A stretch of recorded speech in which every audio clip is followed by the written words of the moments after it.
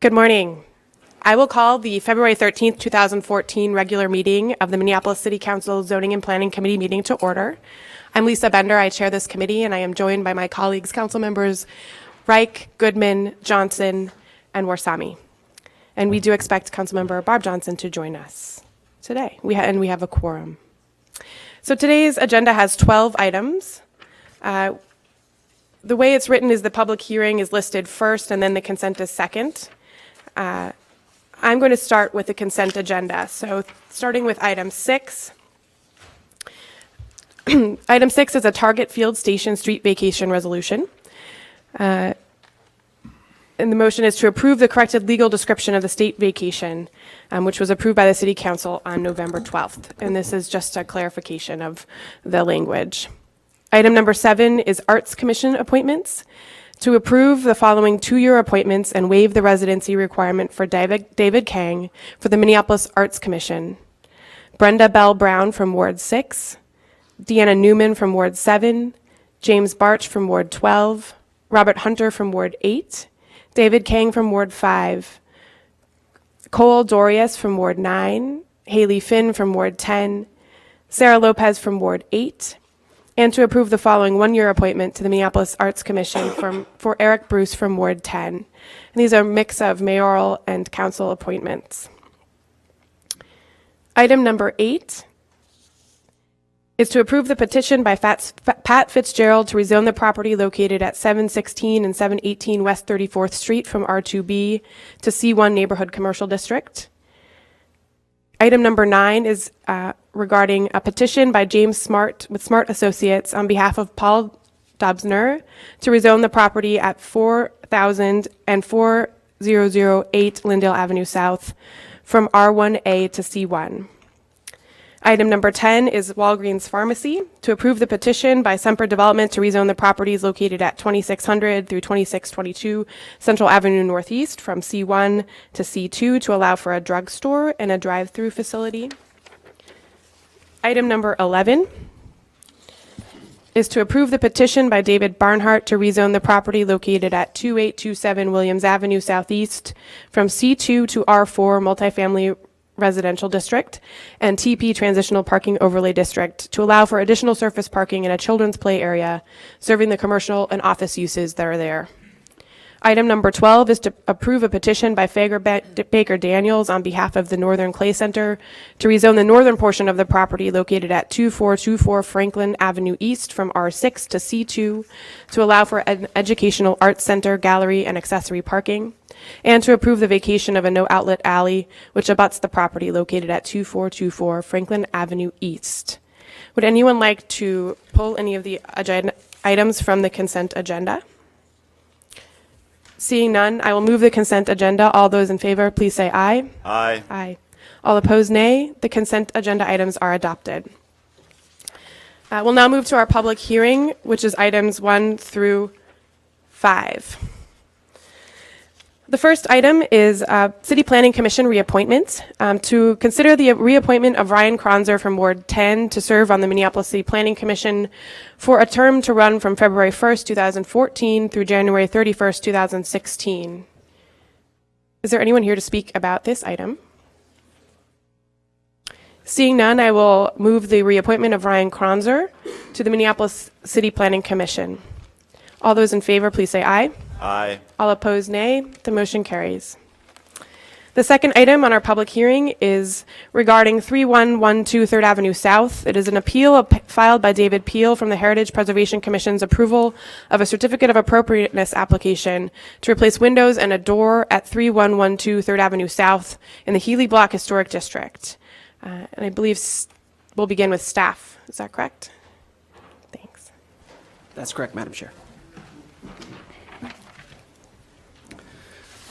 Good morning, Madam Chair, members of the committee. My name is John Smoley, here to brief you on an appeal of a certificate of appropriateness application to replace 16 windows and a wood door at 3112 3rd Avenue South in our Healy Block Historic District.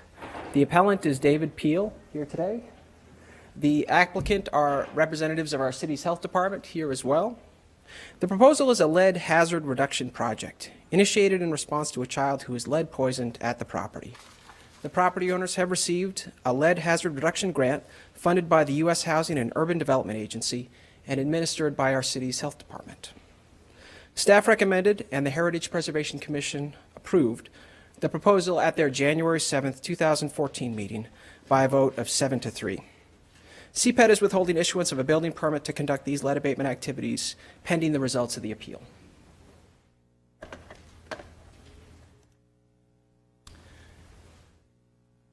This is the home as it appeared around 1890 and as it appeared late last year. I should note as well we haven't received formal public comment on the project, though the neighborhood group has expressed verbal support for the HPC's decision. So the applicant is proposing to replace historic double-hung wood frame windows. The windows themselves are deteriorated. Here are a few examples. They're proposed to be replaced with nearly identical wood windows. Here you can see a portion of one of those wood windows. We're very pleased that the applicant has proposed a true division of lights with wood muntins to separate panes of glass as appeared originally or historically on the property. Many of those muntins, we do have evidence that those have been removed. The applicant is proposing to restore that true division of lights. The windows themselves are deteriorated, and they are creating lead dust at levels that astronomically exceed safety thresholds, up to 180 times those thresholds in one instance. And this is less than 1 year after professional cleaning supervised by our health department staff. Furthermore, proportionally few replacements, only 2, will occur at the front of the property, where the applicant proposes to retain the large, historic fixed wood window on the first floor. The proposal itself meets nearly all window guidelines required by the Healy Block Historic District Design Guidelines, including requirements to retain decorative windows, match original window proportions and sizes, and utilize double-hung wood replacement windows. One window guideline will not be met, however. Specifically, the applicant is proposing to replace unpainted, non-historic aluminum windows with painted aluminum storm windows, when wood storm windows are technically required. Here's a picture of those proposed aluminum storm windows. Due to the low nature of some windows, as short as 8 inches from the floor in one second-story example, the applicant is proposing to install aluminum safety screens designed to support the weight of a person leaning against or falling into them. While wood frames would meet the guidelines, they'd become the weakest link in a feature specifically designed to support weight. Here's how the storms appear in a home listed in the National Register of Historic Places, just to our south in Iowa, as seen from the public right-of-way. The applicant is also proposing to replace one paneled wood door at the rear of the property. The district design guidelines require retention of original doors. The appellant makes a decent case that the door is original, but staff has not been able to confirm or deny this assertion. In any event, the door is heavily deteriorated. The applicant will be installing a matching wood door, and the change won't be visible from the public right-of-way. I'm available for any questions you may have, and as I mentioned, the appellant and applicant are here as well. Thank you, Mr. Smoley. Do committee members have any questions for staff? Seeing none, I would like the invite the applicant to speak if you have anything you'd like to say to the committee.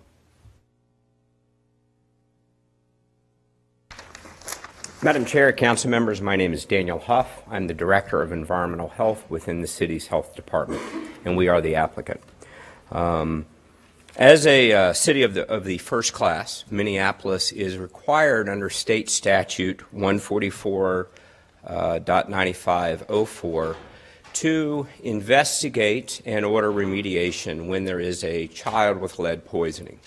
We received information from the Minnesota Department of Health that this property did have a child with lead poisoning.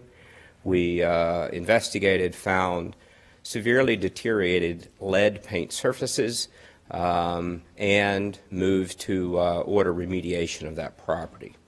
The family in this property meets income guidelines that would apply for grant funds that we receive from U.S. HUD. We do have a grant that works with property owners to improve the lead safety. And what we did is we looked at and evaluated various options in this property.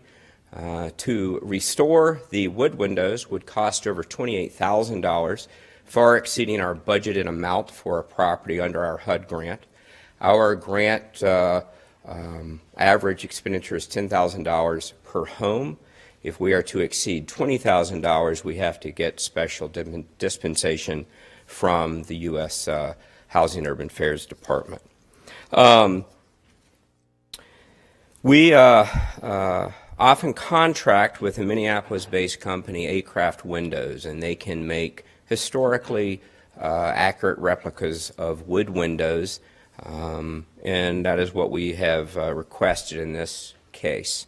Those windows cost just under $10,000. Now, because we are concerned about the safety of children in the house from falling out of the second floor window, as Dr. Smalley mentioned, there is one window in the kitchen, actually, a popular place for children to hang out, that's 8 or 9 inches off of the floor, and a child during the summertime, if the window's open, can easily fall out from that second story window.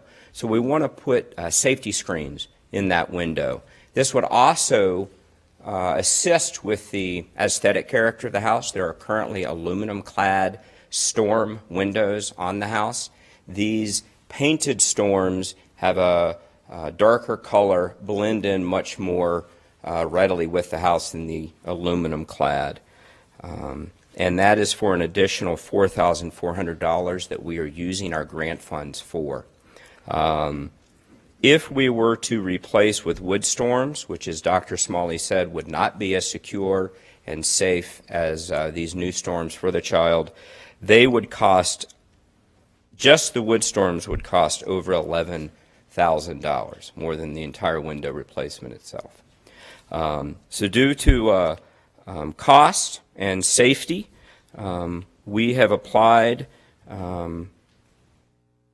on behalf of the resident in this property to replace the windows with lead-safe windows and to install safety storms to prevent any child from falling out of the house. I will add that this was a distressed property that was purchased and is now homesteaded by this family. The purchase price for this home a couple years ago was $50,000. And we want to do everything that we can to ensure the safety of these children and those children that may be moving into the home in the future. Thank you. Thank you. Since the applicant is staff, I'll just ask if the committee has any questions. Seeing none, is the appellant present? Would you like to speak?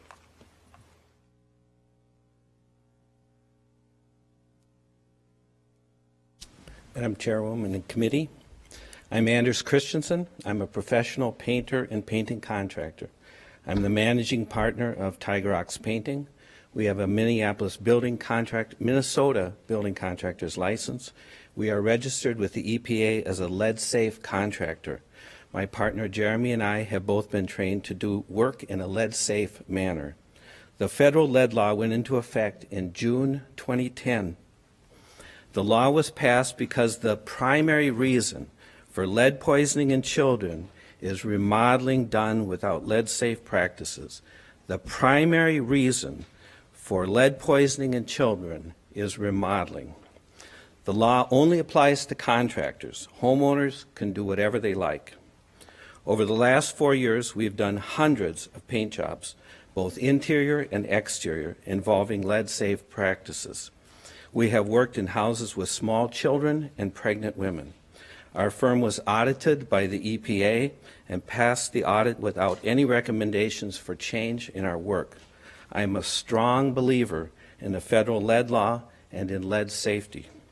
I have the utmost sympathy for these parents whose child has been diagnosed with lead poisoning. 2 of my grandchildren live less than a mile away in a house of the same vintage in the Lindell neighborhood. I commend the Minneapolis Department of Health for pursuing a remedy that will protect these children and this family.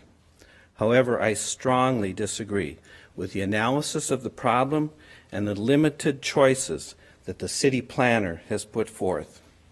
Lead abatement is the standard response by HUD. It is the removal of all lead paint. As the report notes, this is an expensive and impractical solution. It is akin to the asbestos removal craze a generation ago. Asbestos is now most commonly encapsulated.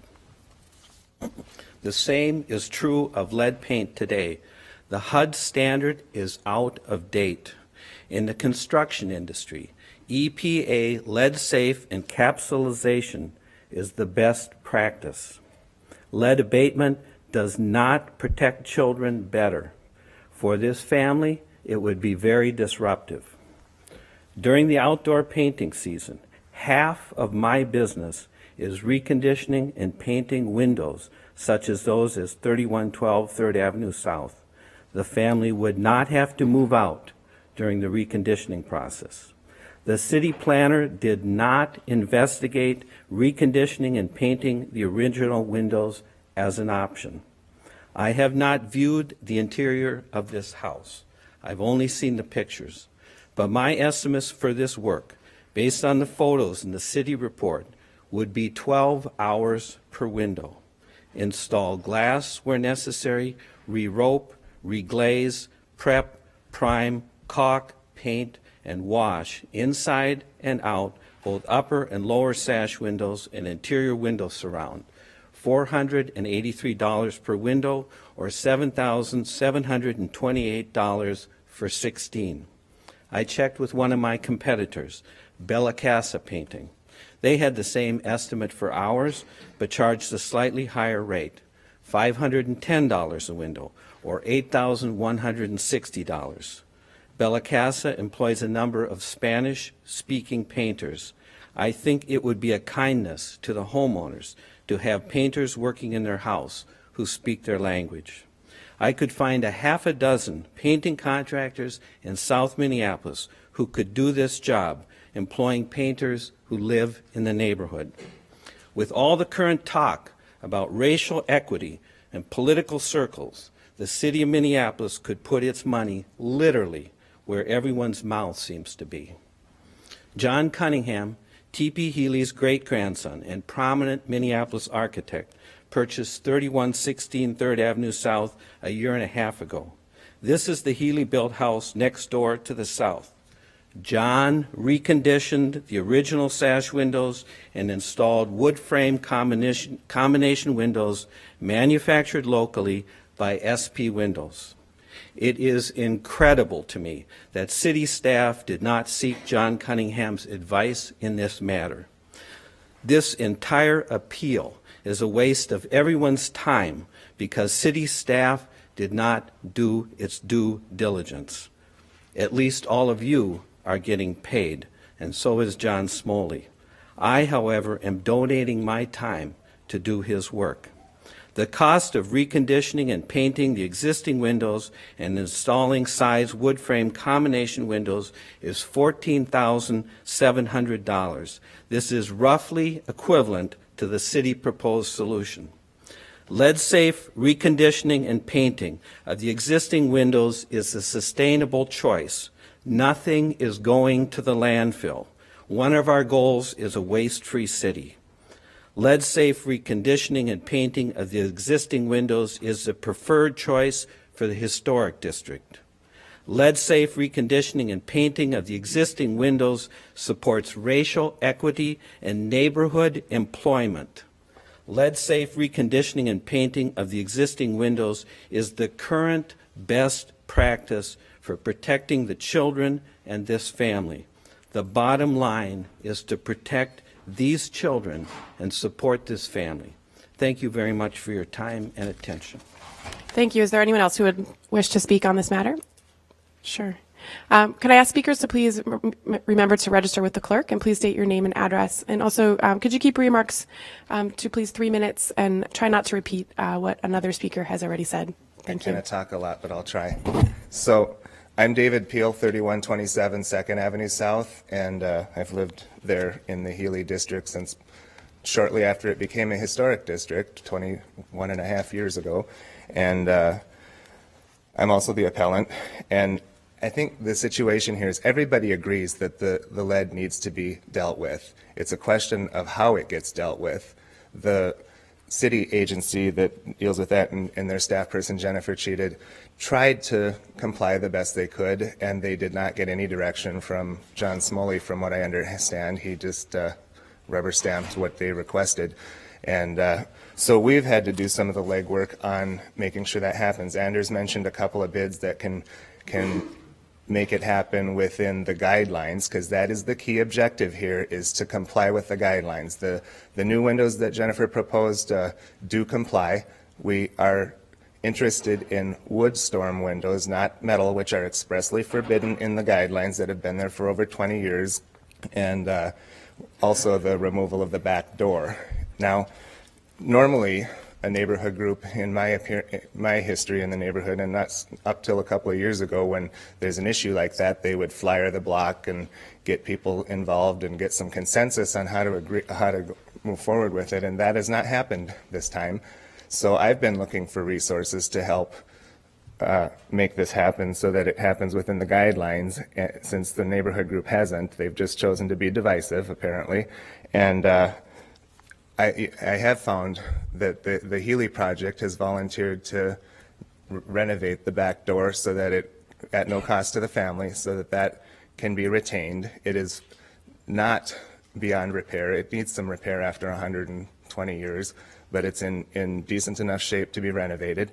And I have another bid on the windows and the storm windows that is under the $20,000 range. So apparently there wasn't enough homework being done at the city level.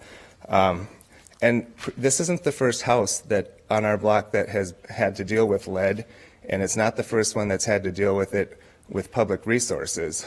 Sylvia Bader had the same issue at 3137 probably just about 10 years ago, and all the work that they did complied with the guidelines. That's the key here, is that we want it to comply with the guidelines.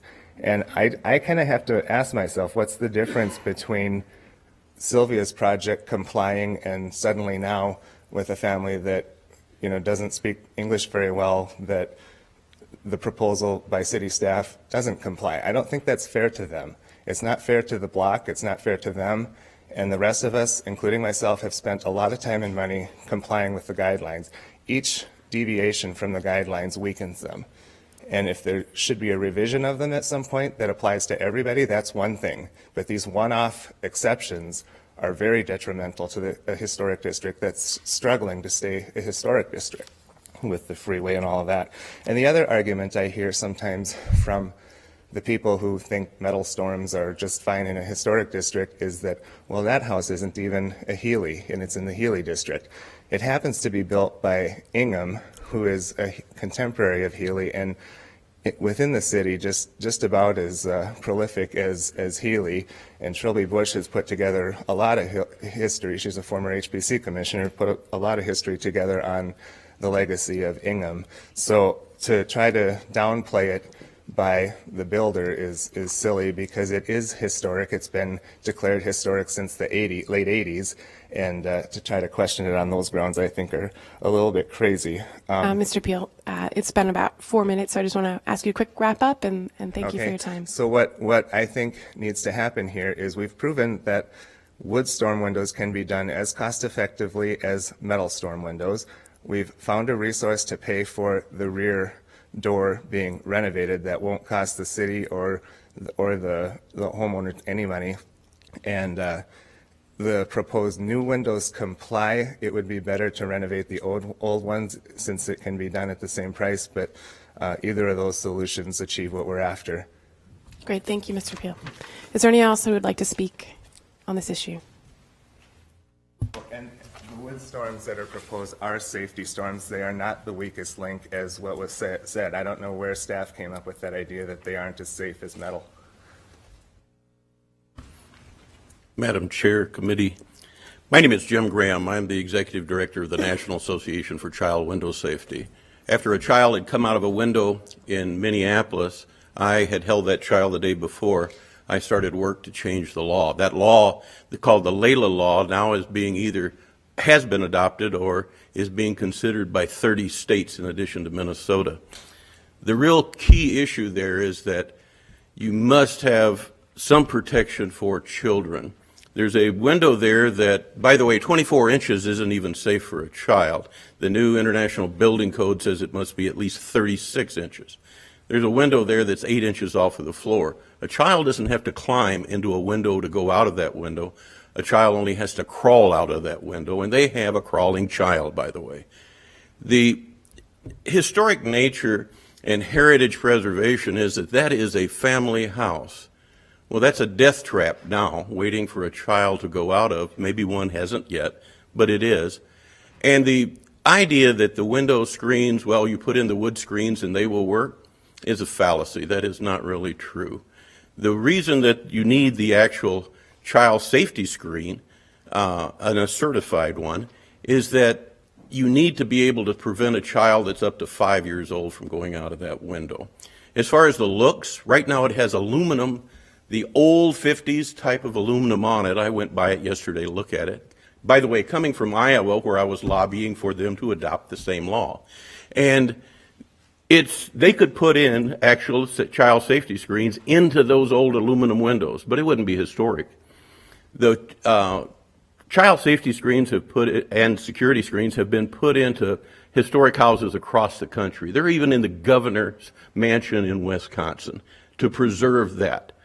The new windows that would be going in would certainly look much more historic, the appearance would, than what is there now, that they could get away with leaving, by the way.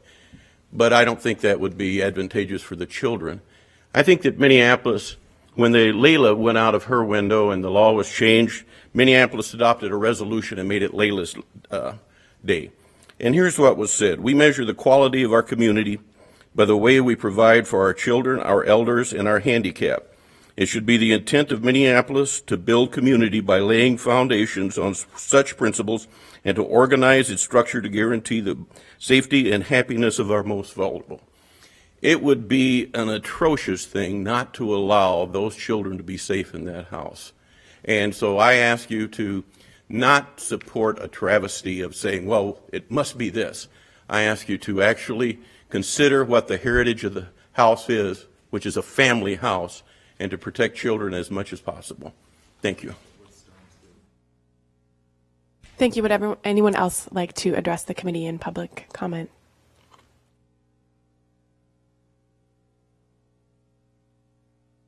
Hello, everyone. My name is Dragan Kolakovic. I'm a resident at 3108 3rd Avenue South. I'm a next-door neighbor to the applicant family. And I'm here to strongly support the decision made by the Heritage Preservation Committee to proceed with the replacement of the windows and storms and the door as outlined. I've lived on a Healy block for 4 years now, and I've been intimate with the family since they have moved in. And I've been trying to work with them to actually get this danger of lead out of their house. And what the city has done and proposed, well, at least Heritage Preservation Committee, is adequate. It's adequate. My house is historic as well, and if I wanted to replace my windows, I could choose to do so with replica or identical windows. It is not required to retain my windows. The safety of the children are imperative, so metal screens, I think those deviation from the Healy block guidelines is acceptable in this case. And as far as the back door, there's no evidence proving that the door is historic or not historic. Therefore, replacement of that door would be suitable as well. So I urge you to uphold the decision made by the Heritage Preservation Committee and move this forward, as this has been a colossal waste of time and putting a family in danger by moving this process through the appeal. Thank you. Thank you. Is there anyone else who would wish to speak? Seeing.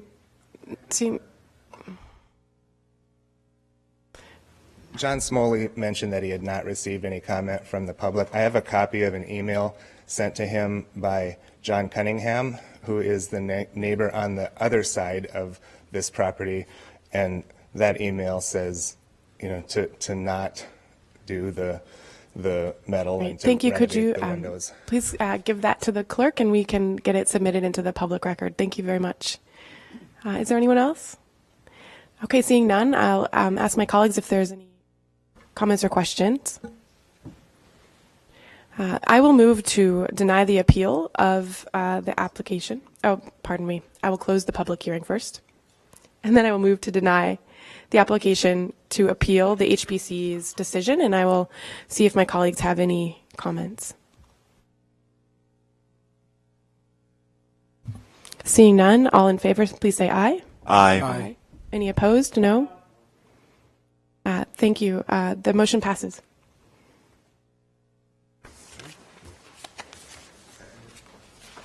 In committee, we don't have to second motion.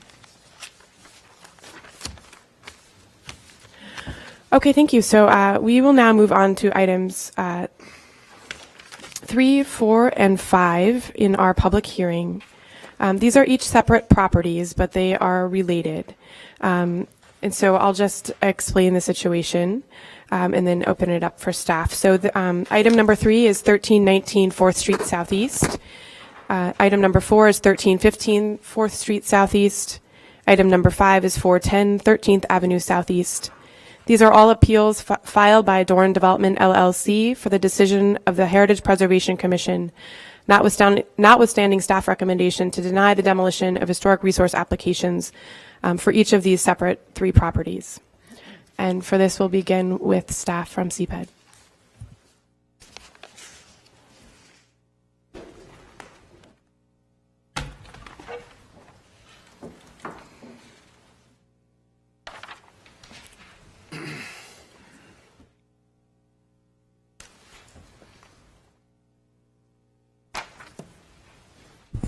Good morning, Chair Bender, committee members. All these properties are located in Dinkytown. The 2 4th Street properties are located here, and then the 410 13th Avenue Southeast property is located here, and they are separated. And just for reference, the 1319 building is this 1-story brick building. Located at 1315 4th Street is a 2-story mid-century modern commercial building. And then the property facing 13th Avenue is a residential structure.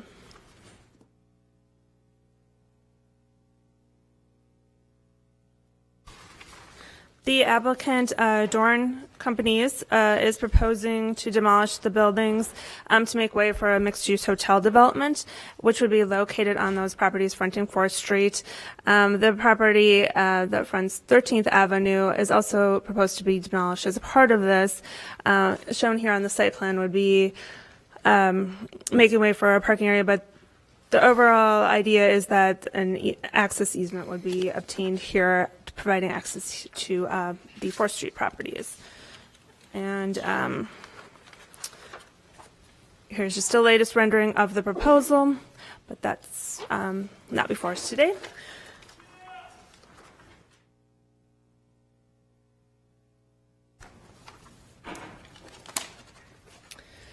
So in January, the HPC had denied each of the demolitions application submitted by the applicant. Just for the presentation, I will be, just to give you an idea, I will go through the background for Dinkytown and then look at each of the individual properties. So starting with Dinkytown, this has been identified as a potential historic district. So the map up there shows a red boundary for properties of that area. All 3 of the properties were identified as contributing structures to this potential district, which is one of the reasons why all 3 of them were thought to meet at least one of the designation criteria. So Dinkytown is a commercial district that has developed from commerce, culture, and community since the late 1800s because of its proximity to downtown and the University of Minnesota. In 2011, a survey was done that first identified Dinkytown as a potential historic resource. There's also a small area planning process underway for Dinkytown, and heritage preservation is one focus of that plan. The draft plan identifies the period of significance for Dinkytown as from 1899 to 1971. for the history of Dinkytown, it was well connected by the streetcar, which contributed to its early success, resulting in it being known as the second downtown Minneapolis. There were a variety of businesses throughout its history that served the neighborhood, university, and surrounding region. This did change in the 1970s when chain stores became more prominent in the marketplace. Dinkytown has also had a reputation of being a bohemian place, particularly from the late 1950s through the 70s. It was also a location for protests and marches during this time. The node was constructed in 3 distinct phases that were identified in the plan. The first phase was centered on the intersection of 4th Street and 14th, center of the diagram there. And that phase occurred from 1900 to the 1920s. It's attributed to the streetcar primarily. The building that was is located at 1319 4th Street was constructed during this time. The second phase included buildings constructed in the late 1940s to 1955, and that was primarily along the north side of 4th Street mid-block. So here. And the 1315 4th Street building, actually the first part of that was constructed at that time. The last phase of construction occurred in the early 1970s, then that built out the edges of the district. The 410 building was actually not in any of these phases. It preceded the construction was built in, of the construction of the district. It was built in 1887. And just generally, the buildings within the district have undergone some alterations, but for the most part, it has this potential district has retained its integrity. So the Dinkytown itself has been identified as a candidate for local designation under Criterion 1 for its association with significant events or periods, and under Criterion 3 for containing distinctive elements of the city's identity. The 2011 study or survey that I mentioned identified that these 3 properties that we're looking at were contributing properties to the district, but that they were not necessarily individually eligible for designation. That's also the case with the small area plan, the information that's been included in that. These properties weren't specifically called out in any way as having anything significantly associated with them. When the HBC were discussing these 3 properties, the impacts of demolishing each of these properties that are considered contributing was a large part of their discussion. So here on the diagram, the blue properties are considered contributing. The orange would be those structures are not contributing. And they did talk about that overall this district has retained its integrity. It's easily recognizable as a district and with a large number of contributing properties. They also had concerns about these having buildings within a district that aren't often individually eligible for designation but do contribute to the district. So they were looking at how demolishing 3 properties here would impact it, and some numbers for you to consider. 73% of these properties have been identified as contributing. So if 3 were to be demolished, that would be about 14% of the contributing structures or 10% of the total structures. So they are also concerned about that these demolitions would then impact the ability to designate the district both locally and nationally. So that was a large part of their discussion. And since the HBC acted on these demolition applications, they did nominate Dinkytown as a historic district. And those boundaries follow the boundaries on this map, but also included the Nikki Dome. They also had placed the district under interim protection and then directed the planning director to prepare a designation study. Now that since these came in before the nomination occurred, the demolitions aren't captured under that, but any new development would have to be reviewed by the HBC.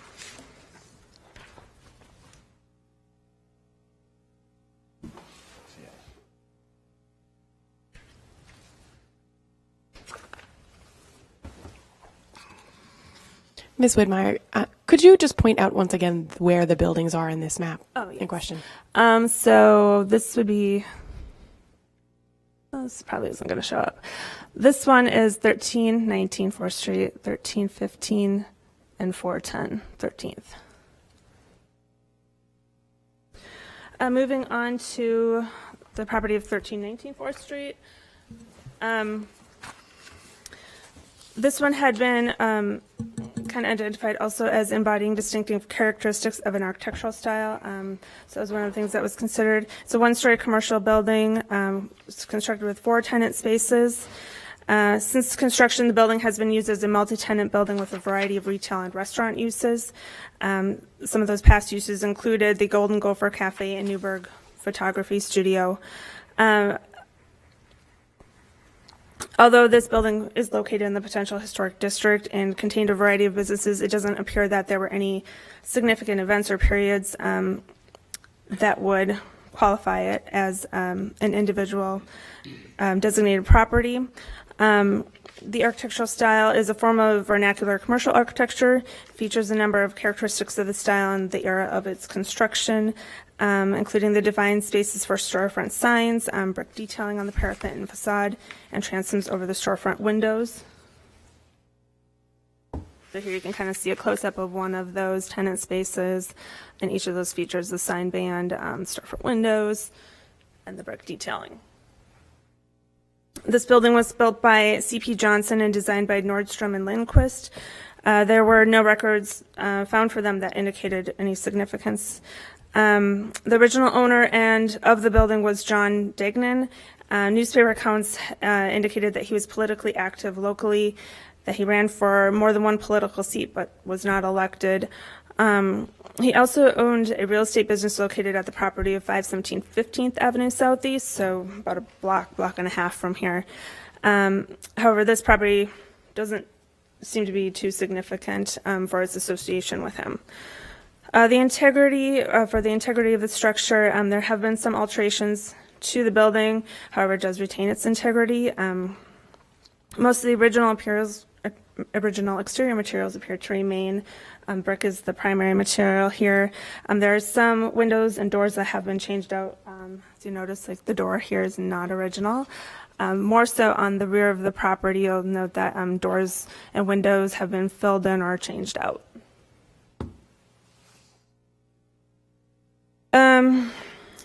Even with those changes, though, those could be reversible, so that's why the integrity is pretty well kept here.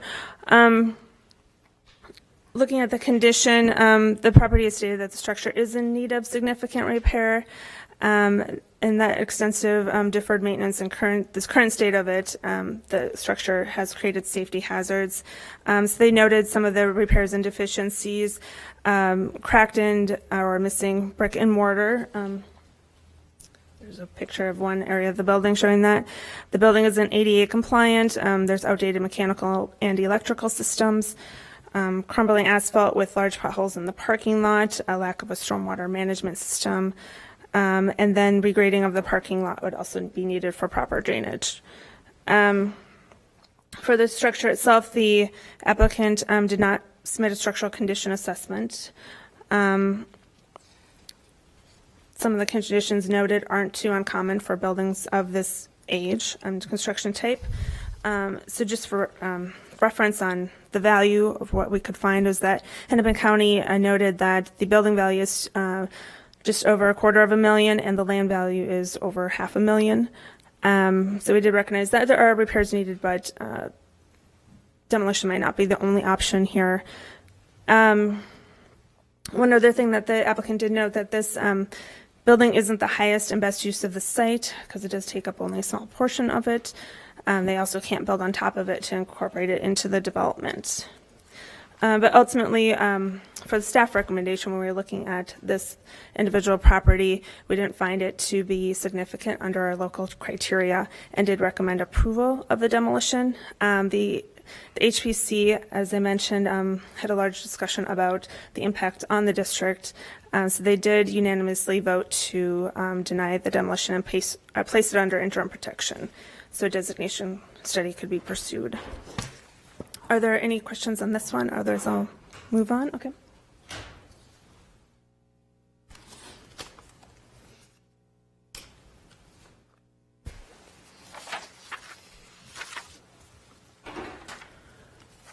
So the next one would be the one located at 1315 4th Street. There's some associations with this to a master architect, and it does have distinctive characteristics of an architectural style. It's a two-story commercial building. It was originally constructed as a one-story office building, and later a second addition was added in 1961. The second story, as you know, is wider than the first story. There's this driveway that goes underneath. And that's to retain access to the rear of the property, which has a parking area. It doesn't have access to a public alley. The original owner of the building was C.B. Christensen, which is a real estate company, and they did occupy office space in this building. Another use that had a long-term residency in here was a bank branch, Marquette Bank. But now those uses are gone, and we have other commercial uses in the building. For the architectural style, this building is a form of mid-century modern commercial architecture. It does have a number of characteristics of this style, which include the lack of ornament, emphasis on rectangular forms and horizontal and vertical lines, and it does use modern materials and systems, mainly the concrete here. It's a simple style of post-war buildings like this one. Represent a departure from some of the earlier styles of architecture, more decorative styles. And it does focus more on accessibility and customer service. I mentioned the driveway that goes under the building. That was purposely done to provide more convenient access to that parking area. But we didn't find that this was an early example of a building designed to accommodate the automobile. For example, there are other buildings around the country that have drive-through windows that were in use since the 1930s. And as this was first constructed in 1955, it's quite a bit of time later. So we found that the property doesn't embody any distinctive characteristics of an engineering type of style or method of construction as well. The original one-story office building was constructed in 1955 and designed by McClure & Kerr. The second story that was added 6 years later was designed by Kerr Johnson. These architects were notable Minnesota architects, but this property doesn't exemplify their work. Just some background on the architects. Frank Kerr was involved in the design of both construction phases of this project. His architectural career spanned from 1946 into the 1990s, and it did include both residential and commercial design. When the original part of the building was constructed, he was a partner with Harlan McClure, and that partnership only lasted 3 years from 1952 to 1955. The Kerr-Johnson partnership, that was a partnership with Harley Johnson, was the architect of record for the second edition, and that partnership ended in 1962. So for Kerr, this building was not a building that exemplified his work. There's a better example in St. Paul. He designed the Grace Lutheran Church over there. Same thing with Harlan McClure and Harley Johnson's work. This one just doesn't exemplify their work. We also didn't find any evidence of there being any significant events or periods that were associated with this specific property. It doesn't appear to be significant for its association with the lives of significant persons. The construction company, Central Construction Company, and the realtor that occupied the building didn't have any records that came up showing that they were significant. Looking at the integrity of the building, it does retain certain aspects of integrity, but much of it has also been impaired. The University of Minnesota Northwest Architectural Archives has Frank Kerr drawings for this property, so I was able to look at what those drawings showed and what's currently on the site. Fortunately, we don't have any pictures that would confirm what was shown in the drawings was actually built on the site, but I'll just run through some of the differences that were noted. These storefront windows in this area were actually recessed along with the entrance. And now these are right on the front lot line. The plans had shown that mosaic tile was installed where these wood paneling segments of the wall on the front and back of the building are currently located. This area at the front of the building where the ATM is now located was open for the driveway, so there was an infill addition there at one time. There's windows and doors here that have changed facing the driveway. They're also on the back of the building. This stairway used to be open to the elements. Now it's been covered and enclosed, along with a number of windows, which used to be a storefront window system here, has all been covered. And windows have also been covered over the driveway segment of the second floor of the building. So those are the main differences noted. So we did think that was a significant impact on integrity. Looking at the condition, however, it doesn't seem to be in too poor of condition. Again, the applicant stated that this isn't the highest and best use of the site. Again, incorporating it into the development wouldn't be feasible. Just looking at the property value based on Hennepin County records, the building has a value of $80,000 and a land value of over $500,000. The applicant did identify some costs that would need to be incurred in reusing the building, which including adding a stormwater management system, grading the site for proper drainage, and making the building fully accessible. Again, with this one, for the staff recommendation, we did conclude that it wasn't eligible under the local criteria and recommended approval. The HPC on this one, again, denied it, based largely on the impact to the district, but they did also note, some of the commissioners did note that the period of significance identified by the small area plan is rather long, and this was constructed towards the end of that period. So the vote ultimately ended up being 7-2.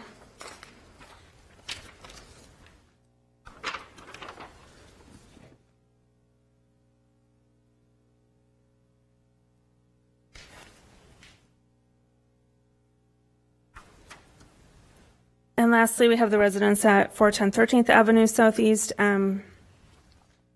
This one was mainly just included because it was a potential, identified as a contributing structure in the potential district. This structure was constructed in 1887 by C.E. Rogers. It's one of the oldest remaining structures in Dinkytown.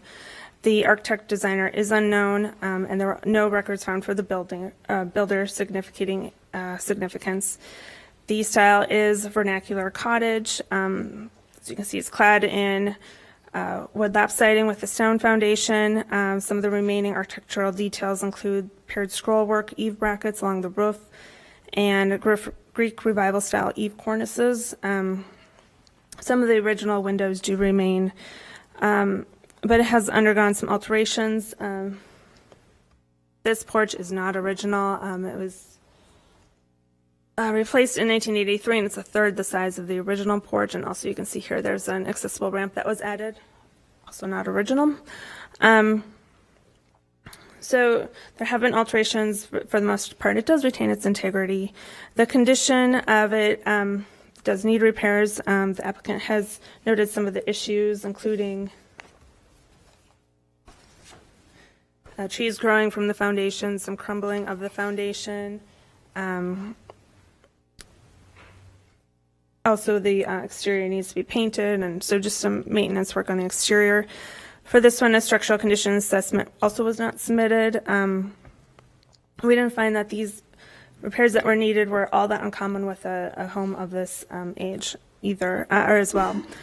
Again, for the economic value, we looked at Hennepin County records, and that showed that the land value was $120,000, the building value was $12,000. So the applicant did contend that the cost of repairs would far exceed the value of the building. But basically what it came down again for the staff recommendation was that this didn't meet the criteria for local designation as an individual property. And so we did recommend approval. But as I mentioned, the HPC was looking at the effect of the potential district. So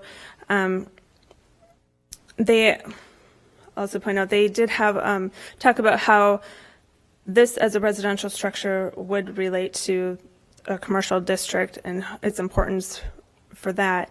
But ultimately, they just decided to deny it so the study could proceed to make that determination. I can take any questions. Great, thank you.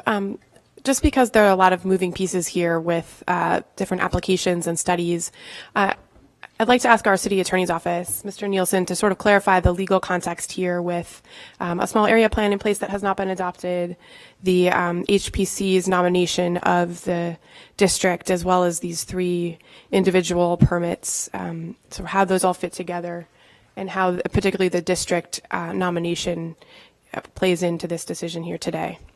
Sure. Chair Bender, the city's HPC regulations allow a property or district to be nominated for study at any point whatsoever. There's various entities in the ordinance that are allowed to do a nomination. So this particular district nomination could have occurred at any point in the past, 6 months ago, 1 year ago, 5 years ago, 10 years ago. For whatever reason, it did not occur until February 4th of this year.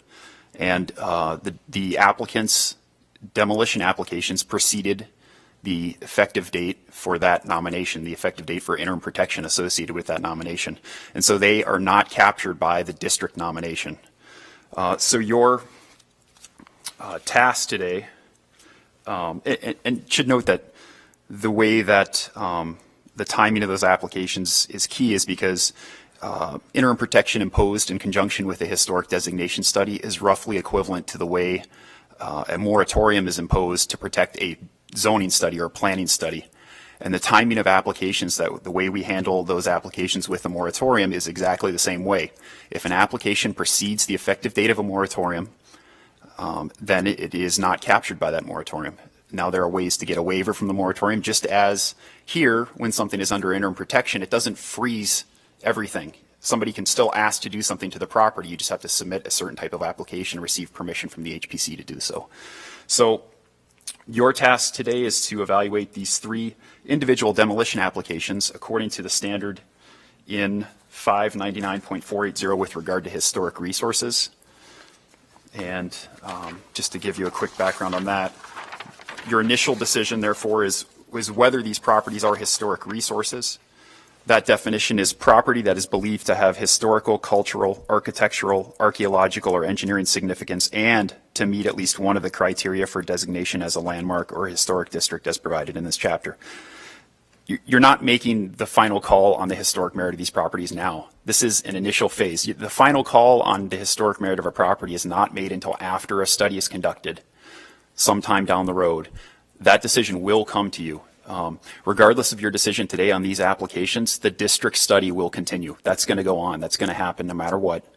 Also, the new construction, the hotel proposal here, as everybody knows, the developer has yet to submit the applications for that, the zoning applications for that project. And so there are several more steps of review yet to come. The zoning applications will go to the Planning Commission for decisions.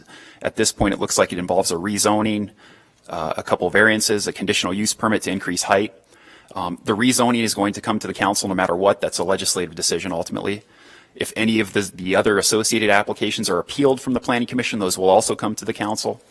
And then the new construction proposal also will have to undergo review by the HPC because that application is captured by the district nomination. So I should note there are several steps yet to come. The debate today isn't on the merits of a hotel proposal per se. It's on the merits of these 3 individual properties. And so if you determine that the properties are not historic resources, the code dictates that the demolition is, you have to approve the demolition. If you determine that they are historic resources, you can order the designation study and uphold the interim protection for the individual properties on that basis. However, even if you determine that they are historic resources, the code does allow you to still approve a demolition if the applicant who bears the burden of proof on these issues, if the applicant proves to you with sufficient evidence that the existence of an unsafe or dangerous condition on the property, or that there are no reasonable alternatives to demolition. It's a high bar in that regard. So your first task is to make the decision on whether these are historic resources or not. Thank you, Mr. Nielsen. Are there any other questions? Councilmember Andrew Johnson. Thank you, Madam Chair. I was curious from staff, in particular to the property 1319 4th Street Southeast, how many other buildings are like this within the city that have the same kind of brickwork, and what are their relative conditions compared to this property? Chair Bender, Councilmember Johnson, that research has not been done, so we don't have that information available at this time. Certainly, this is not the only commercial node in the city with buildings similar to it. Thank you. Are there any other questions for staff? Okay, seeing none, I will open the public hearing. I know there are a lot of people here who want to speak, and I want to make sure everyone's voices are heard. I would ask that folks please register with the clerk, and when you speak, state your name and address for the record. I want to try to keep the conversation today focused on the question at hand as described by our city attorney's office, which is the demolition of these buildings and not the proposal for development, which will come back through our process and significant process if it does go forward. So there will be ample opportunity to comment on the merits and questions about any proposal for development on this site. So today's hearing is really to talk about the historic preservation qualities of these three individual buildings. Please, I'd ask the applicant to please come forward first.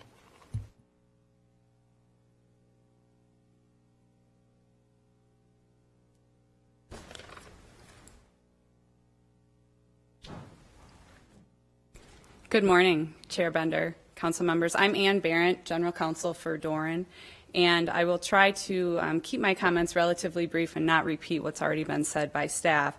As you know, your determination today is three separate appeals that we file based on denial by the HBC of demolition permits for properties in Dinkytown. And there really is a single question before you, and that is, for each one of these properties, is the particular property an historic resource? Now, as Attorney Nielsen said, there's a two-part test in the ordinance for making that determination. First, you have to ask whether the property has historic, cultural, archaeological, architectural, or engineering significance, and the property must also meet at least one of the designation criteria that's outlined in the code. Now, all three of these properties were researched extensively by staff, and staff got it right in their recommendation that the demolition permits be approved. There's absolutely no facts that indicate that any of these properties have any particular significance. They're not historic resources under the code. At the HPC hearing, the commissioners really focused more on Dinkytown as a whole, and they asked the question, what should the future of Dinkytown be? Is Dinkytown as a neighborhood historically significant? And as you've heard, those are not the questions before you today. At that hearing, and I'm sure you'll also hear from people today, there were a number of people speaking in opposition to this project, and their argument is that these particular properties are really integral to the whole fabric of Dinkytown, and that the demolition will somehow destroy the energy or the character of Dinkytown as a whole. We fundamentally disagree that the vibrancy and character of Dinkytown are tied to these physical structures. I think what everyone agrees on is that Dinkytown is unique and that there's an energy worth preserving, and what the disagreement is how you go about achieving that. Dinkytown, as we see it, is in a deteriorating state. This project takes a property that currently is 75% surface parking lot and redevelops it and returns a use to Dinkytown, a hotel that existed across the street for more than 50 years. This is an activity center. This is completely consistent with the city's comprehensive plan and the goals of promoting growth and quality redevelopment in the city. But as I said, what we're here to discuss today are the demo applications for these particular properties. And the HPC's task, which they failed to do, and your duty today, is to determine whether these properties standing alone are historic resources.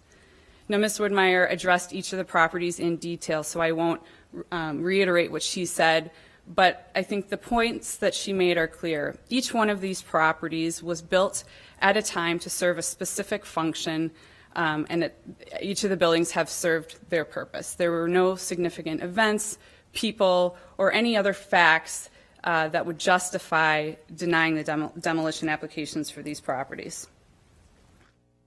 Now, there are multiple other bases for overturning the HPC's decision, and we went into detail on all of those in our written submissions.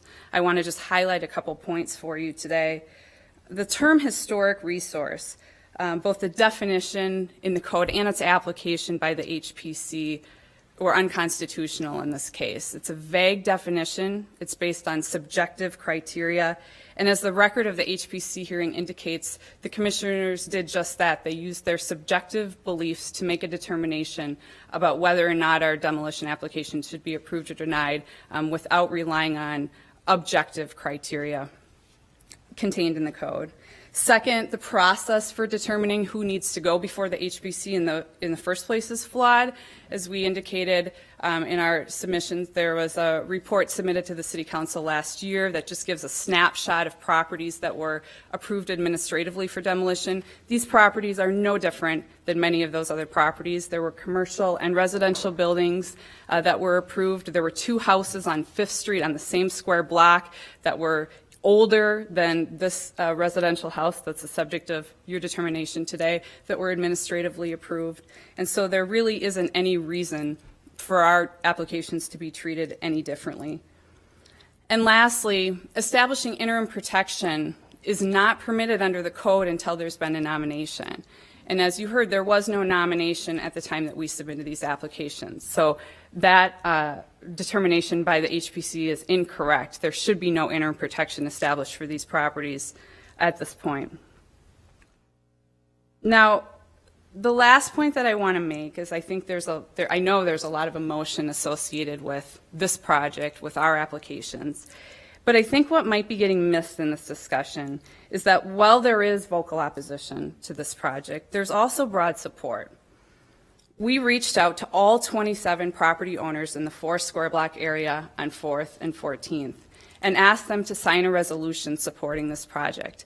And of those 27 property owners, we have 19 people who have signed that petition and 8 who have either declined to take a position or have not responded. And we have that petition here for you today. So we think that this project will be a significant resource for the University of Minnesota and the community.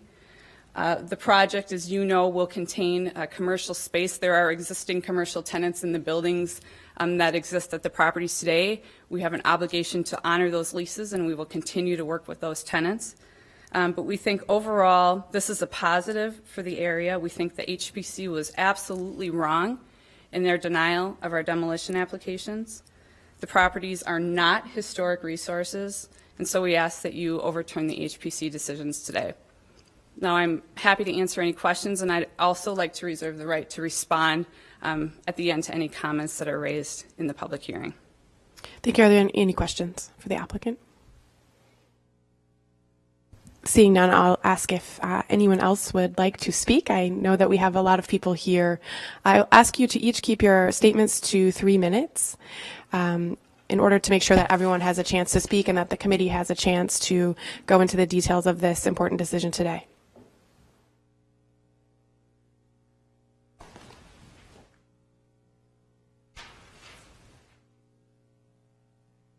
My name is Cordelia Pearson. I'm president of the Marcy Homes Neighbor Association, and I do have a presentation. I just need some help in figuring out how to activate it. Just a second.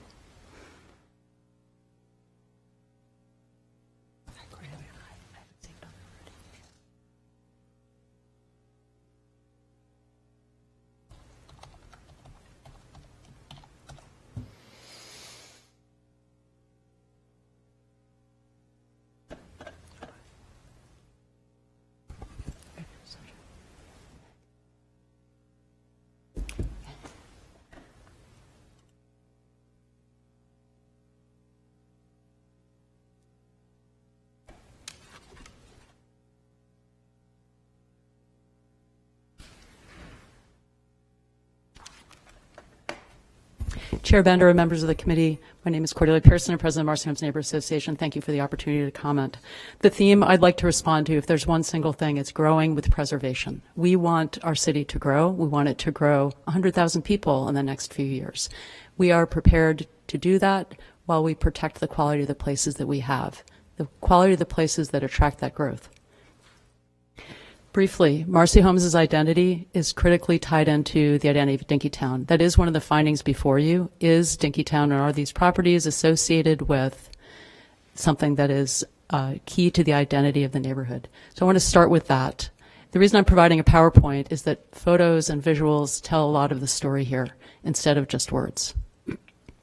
Our neighborhood is right between the two stadiums. It's on the Mississippi River between downtown and the university. Our brand on our signs is historic neighborhood. We are Dinkytown is the commercial node closest to the university historic area. So the knoll, when you think of where the university began, this is the commercial area that was closest to the start of the university. We're very friendly for biking and walking. You look at ped and bike figures and we're off the charts, and we'd like to make that safer for people. On transit, though, we're not on the grid. LRT is bypassing this area, which makes the bike walk environment particularly important and makes us particularly attentive to where we want to embrace and welcome development. We have some real challenges with cars crossing sidewalks in this area, and we need to address pedestrian safety, and that is certainly one of the things we're looking at in this area. We've welcomed growth. In the past 3 years alone, we've had 2,300 approved units. 830 have been built, 1,844 have been proposed. That's huge growth. So we are embracing growth. You'll see the chart on the side, and I apologize that these are difficult to read. They're in our master plan update draft. So I'll address the next two things together, the property significance, the district character, and the designation study. The property significance. Each of these supports thriving small businesses, has for years. They're pedestrian friendly. The materials, the brick and concrete, are consistent with the area. The historic use is consistent with the use today. And they are adjacent to the site where the Dinkytown Post Office is today. That was the site of the Red Barn protest. And it really symbolized a community rising up to say, we want to have a say in how our community is shaped in the future. It's a very strong symbol of Dinkytown, of community engagement, and of how community members can make a difference in shaping the future of their community.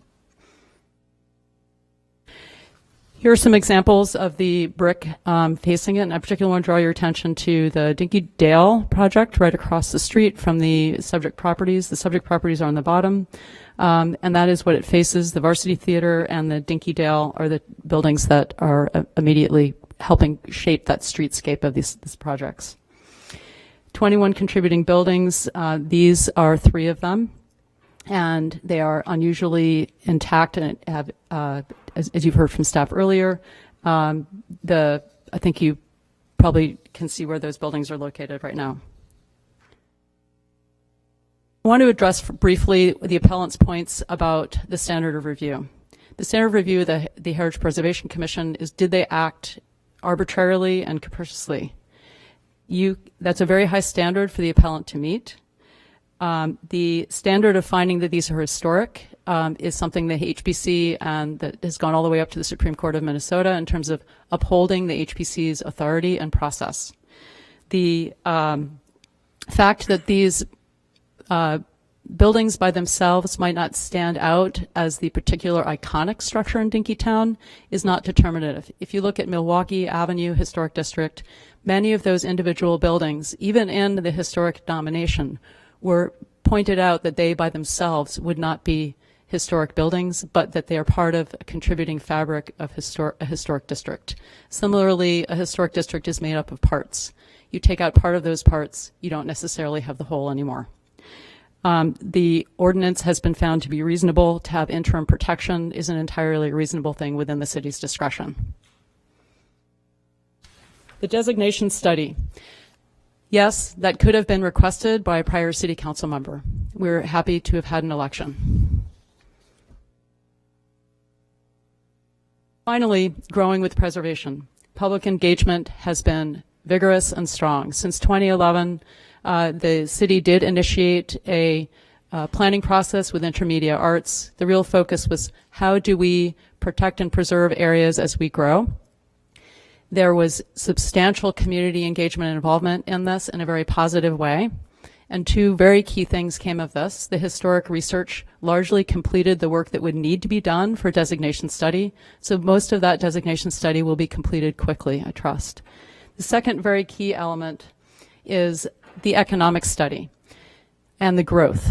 We embrace growth of Dinkytown. This map represents the surrounding blocks that we welcome for expanding growth. The hash mark areas are those the existing activity center, which has C1 zoning, very low density zoning right now, which is consistent with this pedestrian scale development. There are several distinct markets that Dinkytown draws. Those that come from a distance really identify some certain aspects of Dinkytown that are specific to those buildings and not just to the particular people that might be there. The economic study spoke out very clearly. Dinkytown's older character is going to be an increasingly important differentiator. Without this historic character, Dinkytown will definitely decline. Those were the findings of the economists, and those also are the strong sentiments of the neighborhood as well. So in closing, I urge you to think about growing with preservation, to think about placemaking and maintaining the identity of the place. This designation study will provide clarity for investment, invite investment in the area, and we hope that you choose to protect these properties to allow choices for you in the future, to draw investment into this area. Thank you, and I'd be happy to stand for any questions. Thank you. Are there any questions? All right. Thank you. So, thank you, Ms. Pearson. So I want to open up comment for others. I want to just reiterate to please keep your comments to 3 minutes. We've gotten a lot of context from the Neighborhood Association, which I thought was important, but from now going forward, please keep your comments focused on the matter that's in front of the committee today, which is the historic nature of these 3 properties. And then I'll just open it up for your comment. Hi, I'm Mike Mulrooney. I own Blarney Pub and Grill at 412 14th Avenue in Dinkytown. And I'll keep it, I have a lot of points, but I'm going to keep it right to these buildings and the other buildings in the area. And this is where I think that the commission erred. And they're assuming that these buildings are, all the buildings as a whole should designate whether this is a historic area or not. And I think on that very last presentation she put there, one of their concerns was nostalgic brand. And that's great. Nostalgic brand is important, but I don't think that it should ever be confused with history, because it's not history. It's nostalgia and it's memories. And that will continue, and that will be preserved no matter what happens. In these pictures and in these discussions of the buildings that need to be preserved, one of those that they say needs to be preserved because it's historic is the building that I'm located in. 10 years ago, I remodeled that building. I was the one out on scaffolding, pounding in the nails and hitting the signs in and repainting it. As much as I'm flattered by somebody saying that that's historic, it's not historic, because I'm not historic. These buildings have gone through incredible change over the years, and that's taken away some of what it was when it was built in 1955, which I would argue is probably not historic as well. I think the Fauché Tower is historic. I think this building that we're in right now is a historic building. But just because those are historic doesn't automatically qualify the building across the street as being historic as well.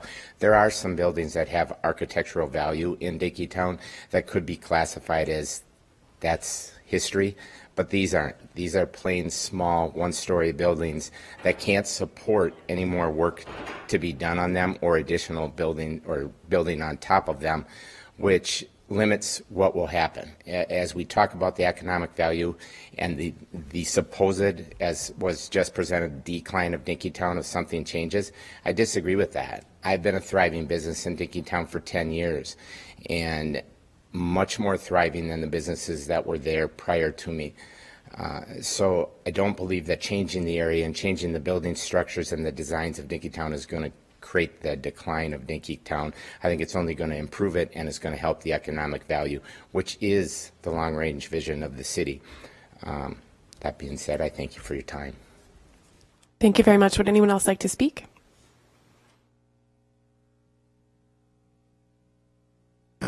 Good morning, members of the council. Good morning, Chairman Bender, Chairperson Bender. My name is Bob Roscoe. My address is 1401 East River Parkway. I served on Minneapolis HPC for 21 years, so I've had some experience, including the kind of experience. One of the patterns of preservation seems to be that people who doubt preservation want to find ways of not understanding its real context, and there's a fear factor of what they don't know. This is as one said, this is one of the few commercial unique areas in Minneapolis because of small character.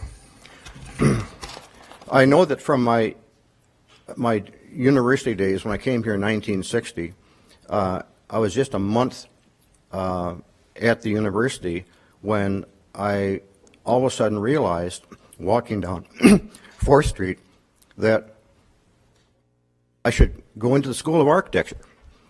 And what influenced me, and that decision has really rewarded me beyond measure.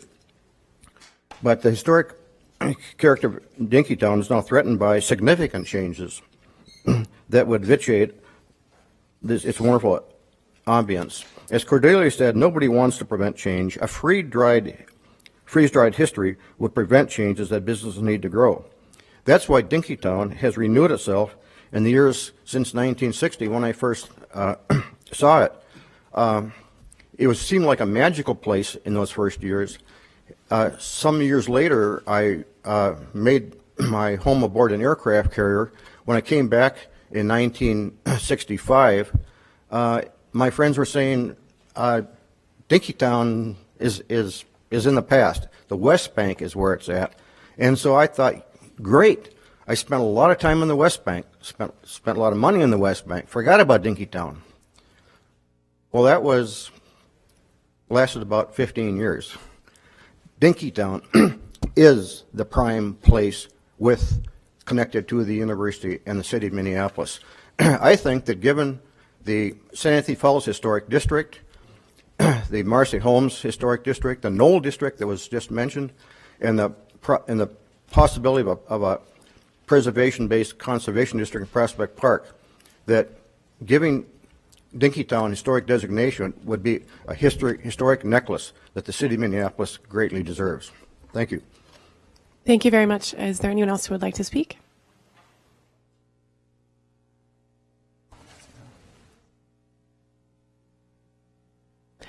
Could you make sure to get a copy to the clerk, please? Perfect. The Thank clerk you. already has copies of it for you. Thank you. My name is Doug Donnelly, and I'm pastor of University Baptist Church, which is at 1219 University Avenue, just outside of the business district, but in just a stone's throw from this area.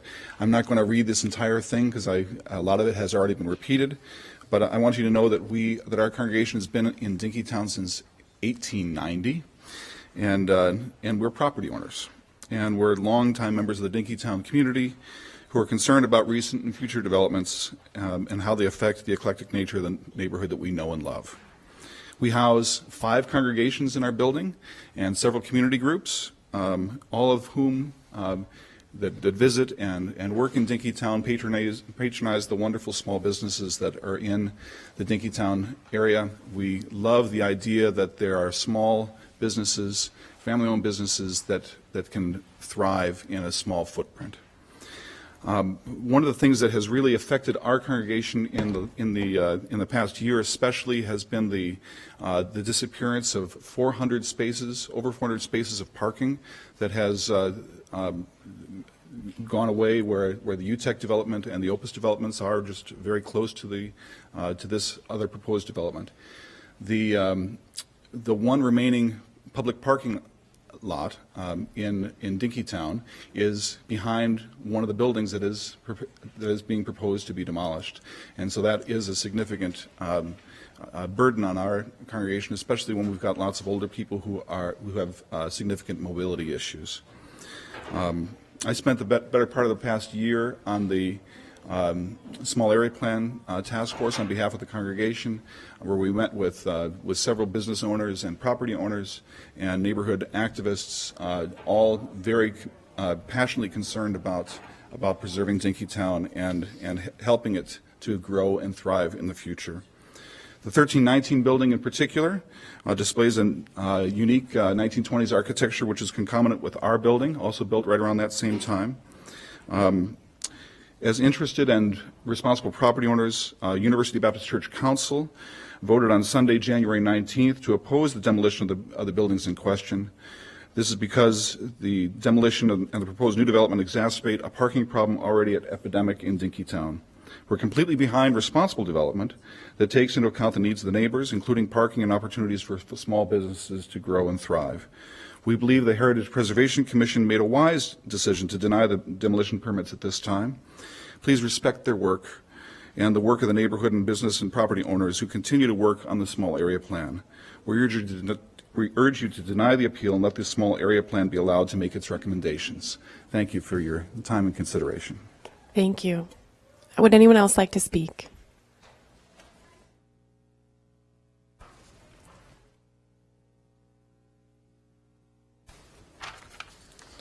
Good morning, Councilmember Bender. My name is William Wells. My address is 2832 Fremont Avenue South in Minneapolis. I am an architect. I'm an alumni of the University of Minnesota. I used to live in the Marcy Holmes neighborhood, and I've currently designed a handful of buildings under construction in the area. I regularly attend all the planning meetings and a lot of the neighborhood meetings. I'm very familiar with the issues, and I just wanted to give some perspective. I've also met with all the 18 property owners in the Dinkytown business area. We have this morning two different stakeholder groups that are obviously moving in two very different directions for the Dinkytown area. The U of M area is a very unique area for the node of the city. It has tremendous demand for people that want to live in Dinkytown, people that want to own a business in Dinkytown. It's been identified by city staff as a growth center for the city, and city staff has recommended demolition of the application in front of you today. Developers and business owners and property owners are responding to the demand and growth for change in Dinkytown by providing new buildings. We have another stakeholder group today represented by a small group of homeowners that do not want change in Dinkytown and have requested a moratorium to stop all demolition. This is very concerning.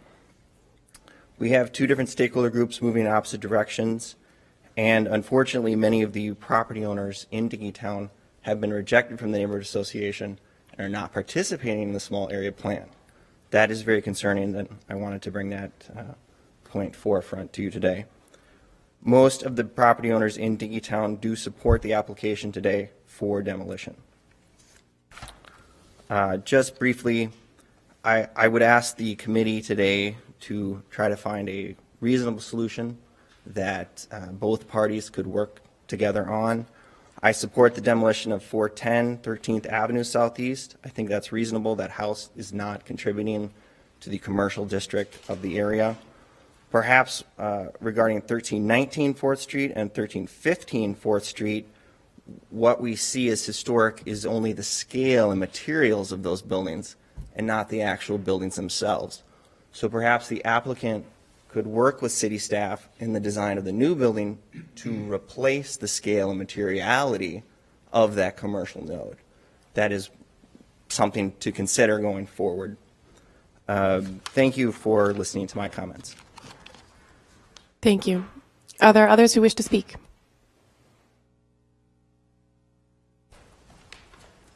Good morning, Chair Bender and committee members. My name is Antigone Sander McLeod, and I am the Vice President of the Dinkytown Business Association, as well as owner of Restaurant Cafe 421 in Dinkytown at 421 14th Avenue Southeast. And in regards to the properties that we're speaking of specifically today, they are important, I believe, to the significant historical value of our neighborhood. The corner of 14th and 4th is a historical crossroads for people, and we have heard here today already that nostalgia can be based on when you are in a place and when you're not there. However, owning a business where I do, daily we have people coming into our restaurant saying, what was here 20 years ago, 30 years ago, 40 years ago? That has value to the economic significance of our businesses. We have alums of the university who come regularly to support the places that they used to go to and the new businesses that are in those places. So maintaining the vitality of the economics of our businesses is crucial in keeping that historical crossroads intact. And I also just wish to let you know that I specifically do support the voice that Marcy Holmes has offered here today, and I do only speak for my business, and I can't speak for the entire DBA. Thank you. Thank you. Anyone else?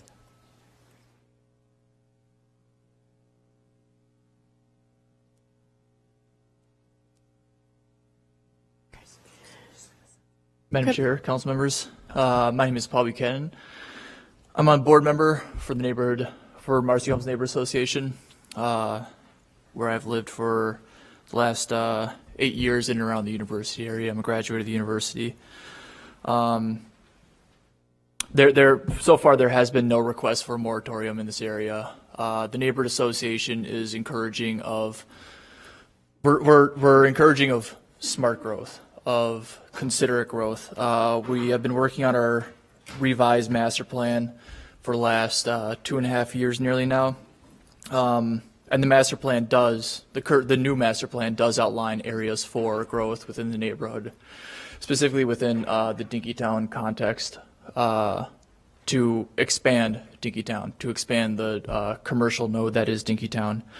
In terms of the historic context of these buildings, Cordelia said it well in that it's not, one building that is historic. I completely agree with Michael here. It's not one building that's historic. It's the fabric of Dinkytown that is historic, that contributes to the identity of our neighborhood, ultimately the identity of our city. How many students that go to the university create their identity from the city, create their identity within the city, within the university, through their experiences in Dinkytown, experiences at places like Mesa Pizza, places like Blarney's, places like the University Life Center that is housed in the 1315 building. And so it is beyond the history of a building is not locked within its four walls, but it expands beyond that too, as Cordelia has said before, the fabric of the area, the threads that these buildings contribute to that fabric. Thank you. Thank you. Anyone else? And can I get a sense of how many more people wish to speak? Great. Okay. Come on up.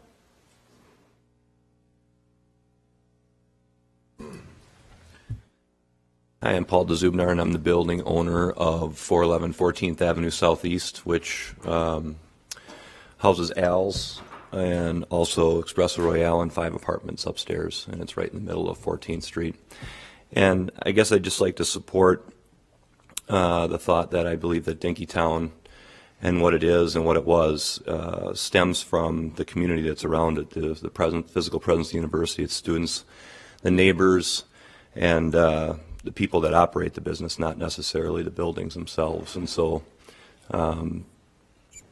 although there's a lot of history behind Dinkytown that people are talking about from a nostalgic standpoint, I believe that stems from similar things that the owner of Blarney said, that it's the people in the community. And so specific to these 3 buildings, I support the demolition of these buildings because I think that Dinkytown won't change when those buildings are gone. I think it will continue just like it has. The buildings and things in Dinkytown have changed for years, especially during the period that was outlined by the city.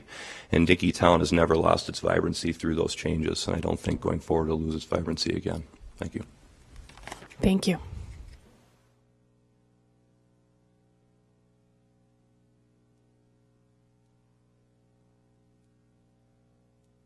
Hello, my name is Holly Hiltonen, and I live at 11725 Red Fox Drive in Maple Grove.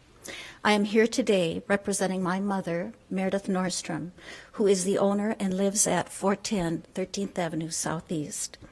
My mother's house is one of the buildings being discussed today. Unfortunately, my mother could not attend this meeting today due to a health issue and has asked me to speak on her behalf. I appreciate the opportunity to do so. I'm sorry, I'm not used to public speaking, so I hope you won't mind if I read from my notes. First, I'd like to tell you just a little bit about my mother. My mother is 81 years old and has lived in her house for over 60 years. Before that, my grandparents owned the house, buying it in, I believe, at least my mother has told me, 1946. So this house has been in our family for almost 70 years. My mother has enjoyed living in Dinkytown all of her life. And she has been very active.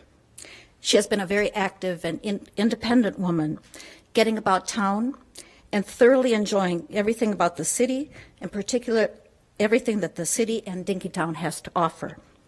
She loves the university and has many happy memories living in the area.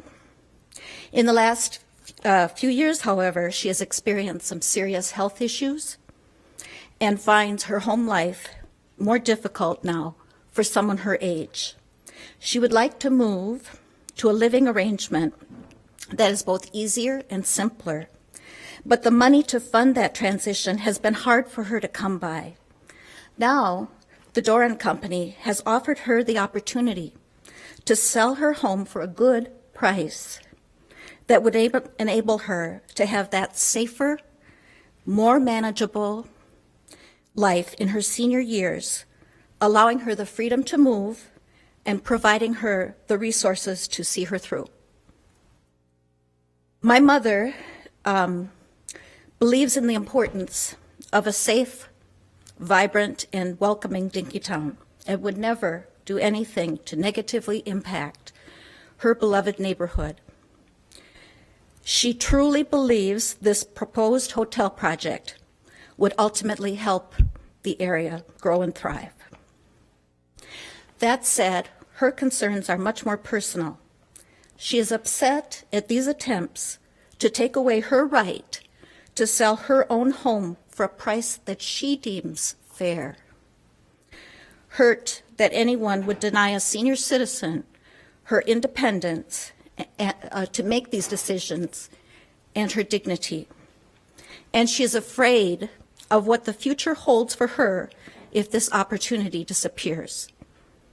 This sale means a lot, not just for Dinkytown, but for my mother. For her, it means a chance to move forward in life. Thank you for granting me the opportunity to speak on behalf of my mother. Thank you very much. Could the next person come forward? Hi, I'm Calvin McCormick. I live at 615 Fulton Street Southeast, dorm room number S276.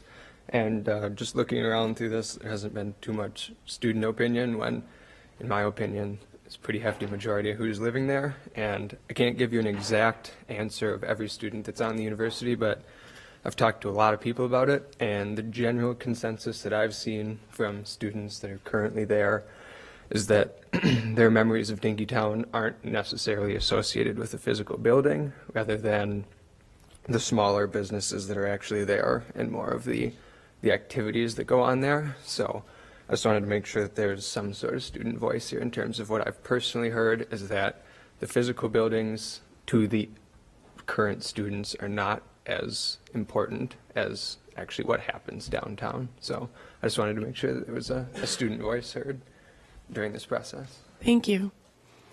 Would the next person please come forward to speak?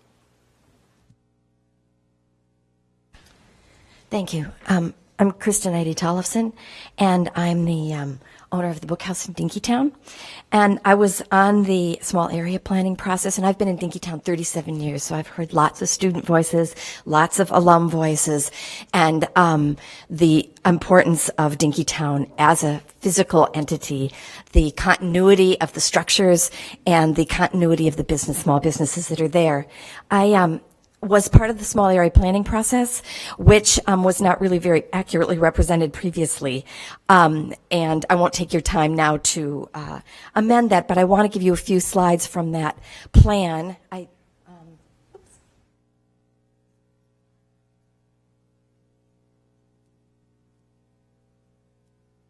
Anybody know how to do that? Oh, thanks, Janelle. This one, yeah.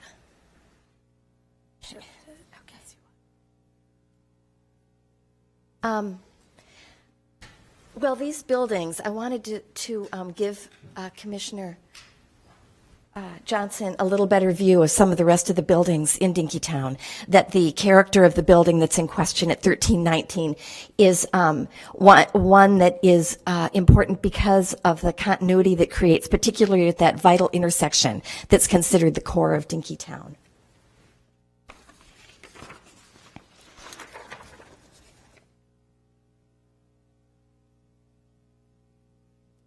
And specifically, I'm going to have to do practice here.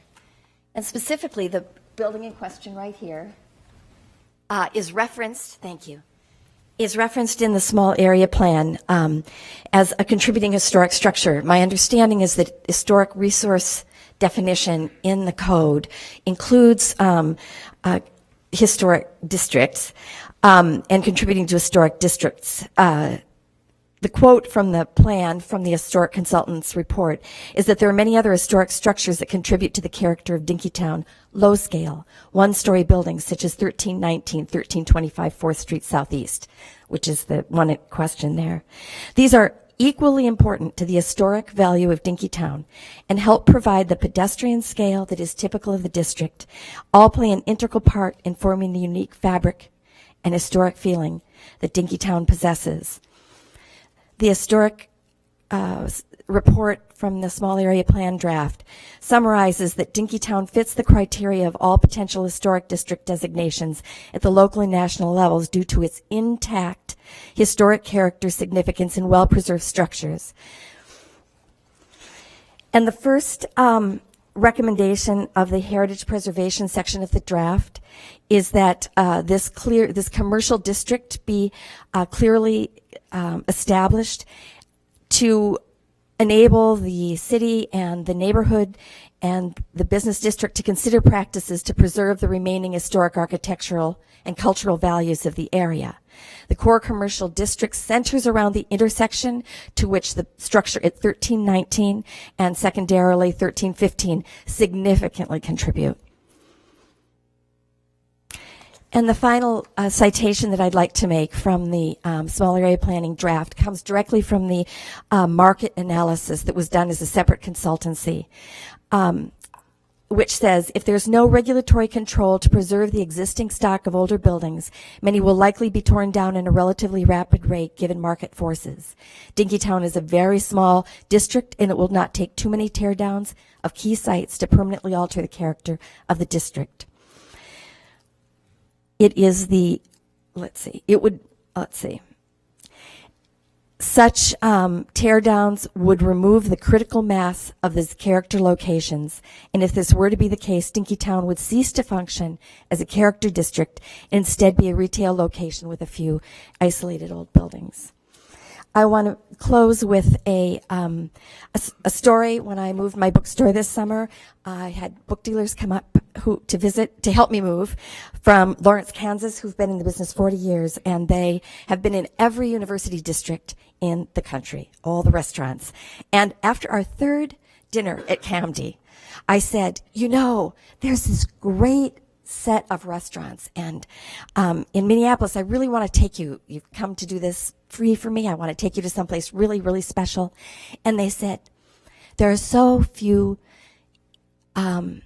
genuine places left anymore that we'll just stay here. We want to stay here in Dinkytown. This is a real place. So I would ask you to approve or to uphold the HBC decision to deny demolition permit at this time, and to allow the designation of the historic district to go forward without this piece being demolished. I would like to note that the landowner resolution of support for the hotel project is not germane, as the chair and the council have explained, to the decision today. Thank you. Thank you. Can I get another show of hands of the folks who would like to speak? Okay, great. Just a few more, so thank you.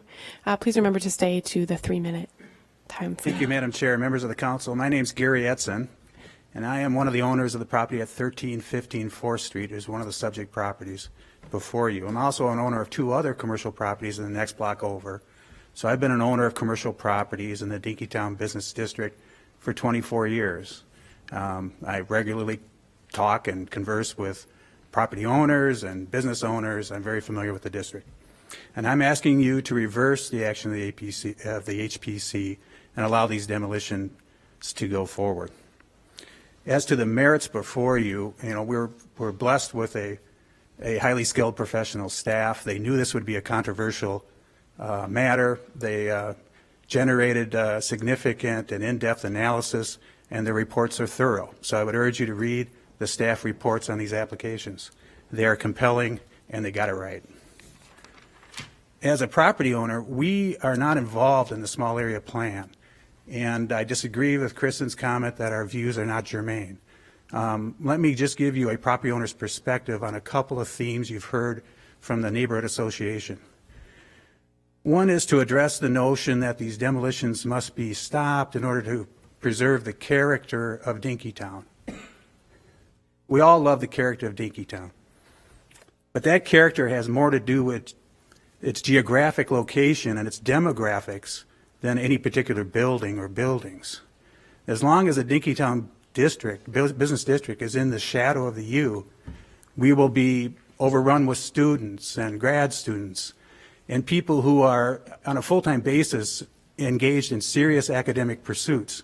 And that gives us a different flavor as a neighborhood. It's unique, it's edgy, it's progressive, it's bohemian. And Dinkytown has that nature. But not because we have a particular building, it's because of the demographics. And it's been that way for 70 years. So if you can imagine a huge helicopter picks up this 4-block area, takes it over and puts it down at 50th and France, the culture and the character of the neighborhood at 50th and France would be what's there now. It's not the buildings that create it. It's the people who use the buildings on a daily basis. That is not to say that there aren't historic structures in Dinkytown worth preserving. The property owners recognize that, and certainly as a group, I'm sure we could agree on what those structures would be. But any effort to impose some restrictions on those buildings to preserve them should be carefully focused on those properties that are truly worth preserving.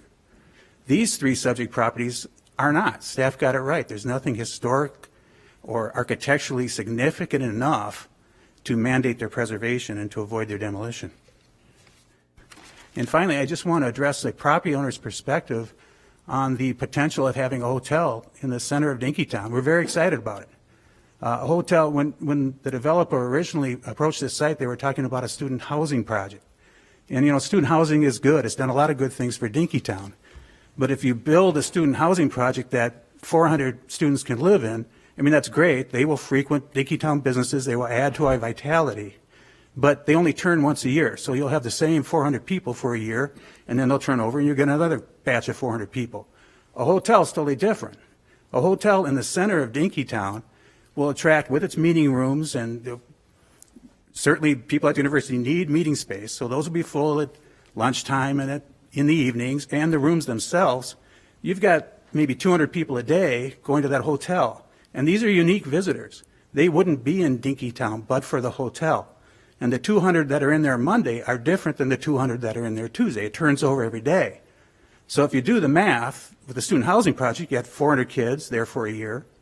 If the number 200, as an illustration, is the number, and those turn every day, you do the math for 365 days, that's 73,000 unique visitors to the center core of Dinkytown.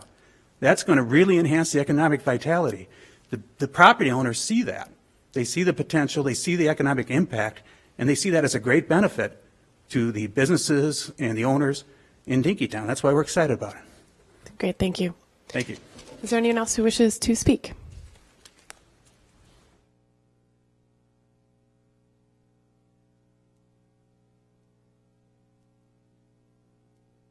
Good early afternoon.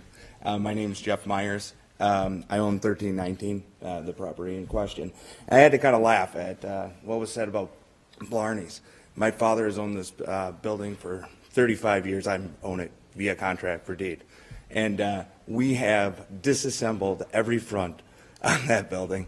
The top structure of the building has been modified when I bought the building. The back of the building is modified. There's nothing historical hardly on it except for the brick and mortar on the outside. And that, as we know, I probably need to do some repairs on. This was bought as an investment from my father. He was a barber in the university area for 35 years. When he came out of barber school, he went there. There was a barber shop, gave the guy a card, said, call me. 20 years later, he got the call, purchased it. It took a long time. But long story short, he bought it with the ideal of owning property, having that value go up, running his business in there, and doing that. And I do have to say, I never thought in a million years when I purchased it from him that I was going to have to fight to be able to sell my building. I think when you look at the university and the building as a whole, since I've been involved with that building, I believe we've had 12 different businesses plus go through 1319. And if you look at the history, I learned something today. There's actually other businesses in there. I think it was hit on the head. It is not the building that is bringing people there. We all know it's the university, it's the events, it's the activities that are going there. We're not taking that away. So I definitely would say I would recommend not to prevent demolition and progression. Something new, bringing in potentially 73,000 new people into the Dinkytown area. Thank you. Thanks. It looked like that was the final person, but does anyone else want to speak? Great. Seeing none, I will close the public hearing and see if any of my colleagues have questions. Seeing none, I will move to deny the appeal of each of these separate applications. I will move to uphold the appeal for each of these separate applications in order to move this conversation along. So just to clarify, to support the demolition of each of these separate buildings. I'm doing that for several reasons. Number one, I'm an alumni of the University of Minnesota, and it's hard to believe, but it's been almost 20 years since I was there as a student. I have a lot of fond memories of this place, but like many people have said, I think that it had a lot more to do with my time at the university than any specific buildings in the area. The second thing is that I've heard a lot of concerns about impacts of development, but that's really not the question here today. The question is for these three specific buildings. So with that, I'll open up for any of my colleagues to contribute to the conversation. And I am using speaker management, but please feel free to also just use your cards however you'd like. Madam Chair, just a point of clarification. So your motion is to grant the appeal, approve the demolitions, and in doing so, your motion would include the adoption of the staff report recommended findings and the recommendation of demo. Thank you, Mr. Nielsen. Yes, that's correct. Councilmember Johnson. Thank you, Madam Chair. I just want to thank everyone who is here today, who came out to speak on this issue, those who sent emails. It's amazing to hear these stories, some very powerful stories that were shared, the voice of students that came out and the property owners as well. I agree with a lot of you that there's emotions and memories connected to this. I actually have gone to Mesa Pizza countless times with my buddy Tony. He lived in Dinkytown, and we spent just a ton of time going there. And actually, over the weekend, I went several times to Dinkytown, and even this week I went there to really get a feel for this decision that we have today. I certainly agree it's a unique commercial area, and there's a lot of history within that area as well. I do want to be very clear that we're not deciding on whether or not this is the fabric of the historic district and this concept of the historic district or this big hotel coming in or anything like that, or even the difficulty of finding parking in the area, which is something that we heard today. This is really about these individual buildings and whether they are historically significant. And when it does come to what Dinkytown is and these buildings, we do see a lot of small commercial brick facade. It does add scale. It adds continuity to the area. And so the question I'm wrestling with is if we do not allow these buildings to be demolished, what if somebody wanted to build a small commercial brick facade building that's only 1, maybe 2 stories that fits into that area, that is going to have architectural significance, that is going to have artistic significance?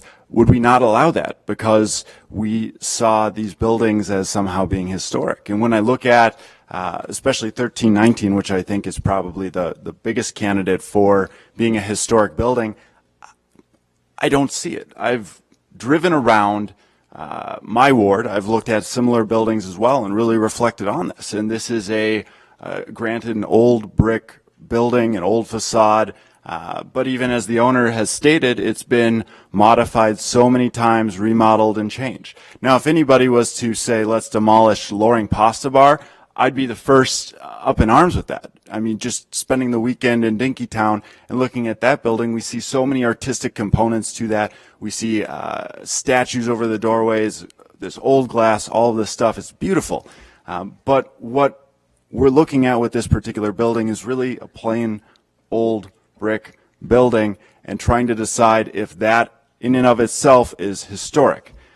I also wonder about the rights of private landowners and how much ability the city has to get involved with these transactions. And I think it would have to be a fairly high bar in terms of historical significance for us to say, no, you don't have the ability to sell your property and do with it as you please, because this building truly has some artistic value, some history that is worth preserving. So that is why I would support the motion by Chair Bender, specifically in regards to these 3 buildings. I frankly do not see the historical value of each building on its own merits, which is ultimately what we're here to decide. And I'd like to remind folks that going forward, the discussion around a hotel or anything like that, that's a whole nother conversation. And that's an important conversation to have as to whether that scale is appropriate for the neighborhood, whether it contributes to the continuity of that district,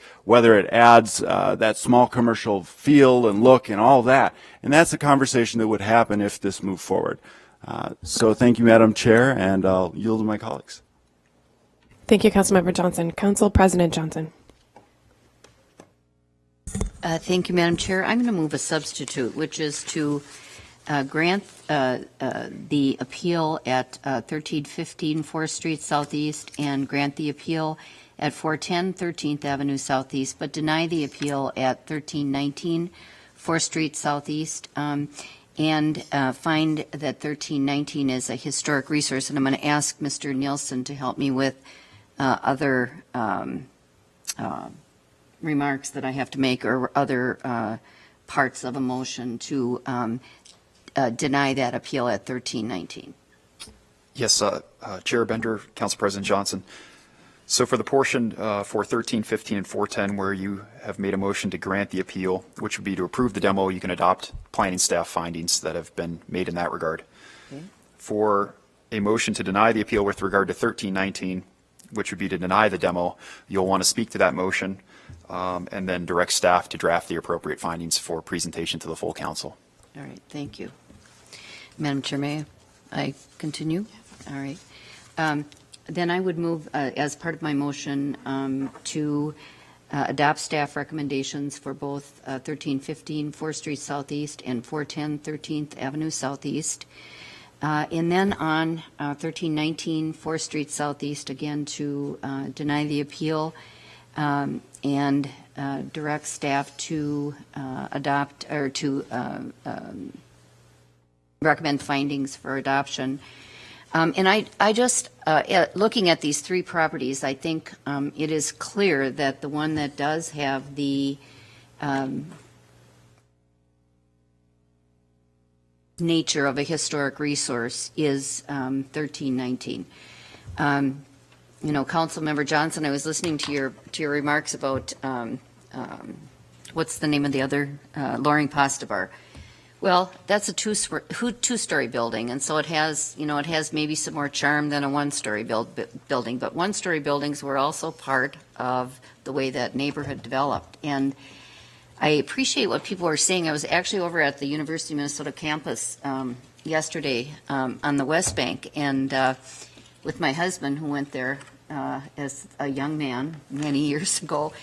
And you know how that we were just kind of laughing because you know how much the campus has changed, how things change as part of the way a city works. But I think when you have an opportunity to make a statement about the flavor of what that place looked like in the beginning, I think this particular building at 1319 offers that. And so I am sympathetic to the concern of the neighborhood to find all three buildings as historic, but I'm much more compelled by 1319. So I make that motion.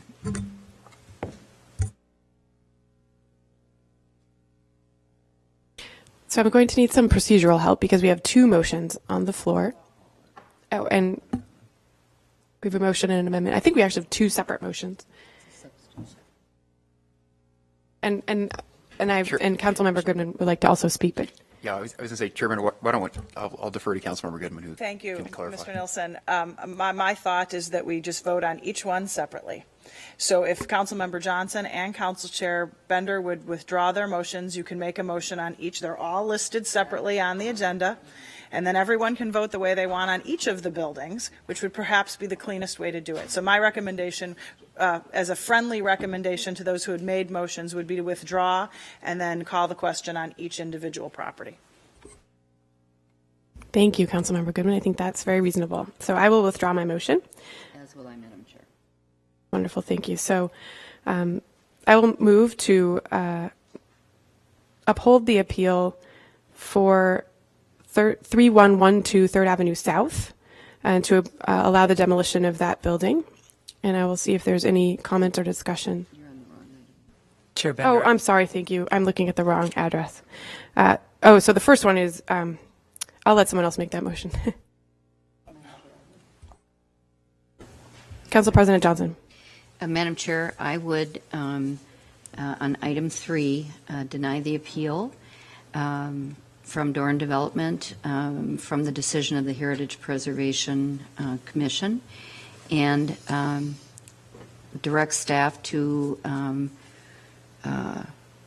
incorporate findings for adoption and just use my previous remarks. Is that okay, Mr. Nielsen? Chair Bender, Council President Johnson, yes, that is okay. Thank you.